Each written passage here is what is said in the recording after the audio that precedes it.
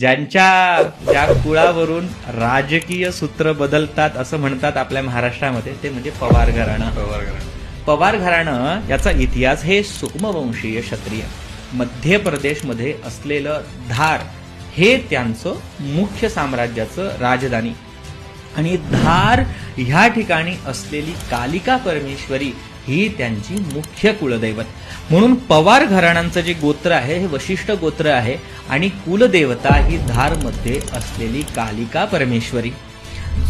आता बघा, मी तुम्हाला म्हटलं की पवार मुख्य निंबाळा गावामध्ये काही पवार गेले, ते निंबाळकर झाले, मुख्य ते पवारच आहे. म्हणून ज्या लोकांचं कुळ पवार असेल त्यांनी धारमध्ये असलेली कालिकेचं दर्शन घ्यावं. अनेक अशा घराण्यामध्ये अष्टमीची महापूजा सांगितलेली आहे. सोलंकी घराणं, चव्हाण घराणं, पवार घराणं. अष्टमीची दुर्गा पूजा ही कुळ परंपरा होते. काही ठिकाणी खूप मोठ्या उत्सव त्याला मिळाला, पण आता ती विसरले, कुलाचार विसरले. तर मला असं वाटतं की एकदा आपण आपला कुळाचा शोध घेऊन ते परत सुरू केलं पाहिजे.